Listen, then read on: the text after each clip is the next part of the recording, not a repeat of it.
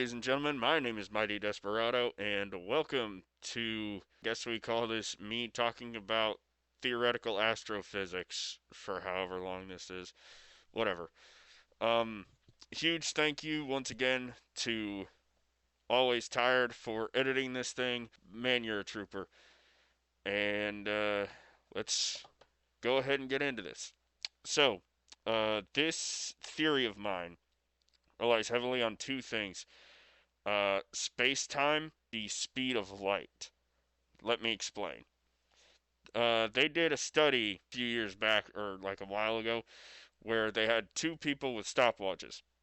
Stopwatches were calibrated to the same time. One guy stayed where he was, the other guy went on a train. They started the stopwatches at the same time. Train goes off, guy gets back to this guy who just stood there. I don't remember the exact times, but the guy on the train definitely had a different time than the guy who just stood there, even though the watches were technically supposed to be showing the same time. This shows that moving at high speeds definitely affects either your perception of time or it literally affects time itself.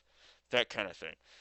Now, space time has been talked about to great detail by people like Neil deGrasse Tyson, and I think all of us have seen those diagrams where it shows the gravitational forces of like big planets, that kind of thing, and how it bends space time around them.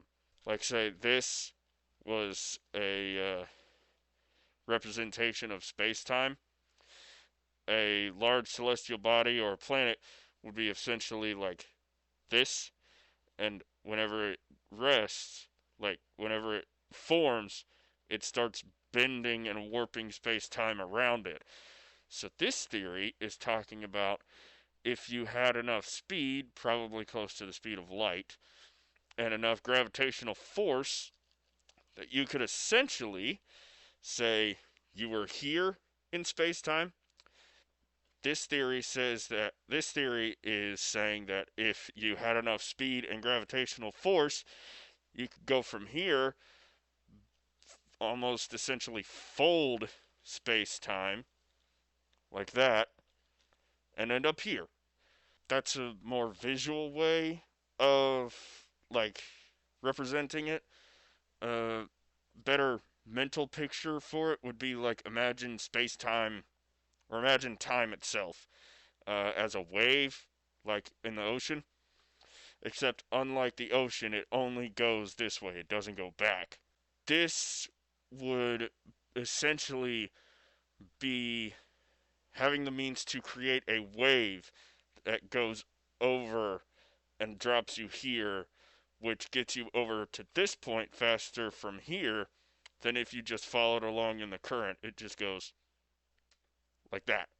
This is definitely only saying that we can go forwards in time. I genuinely do not think that we will ever be able to go backwards in time, because the energy required for that would be huge.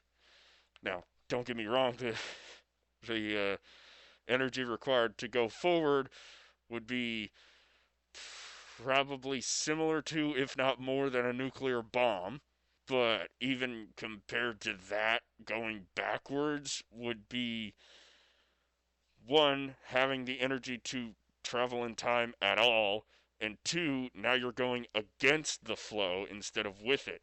So this would kind of be like trying to jump forever, but you've got gravity pulling you down, that kind of thing. This is 100% theoretical. This is a not even really a theory. I don't have much evidence for this. This is more of like a hypothesis kind of thing.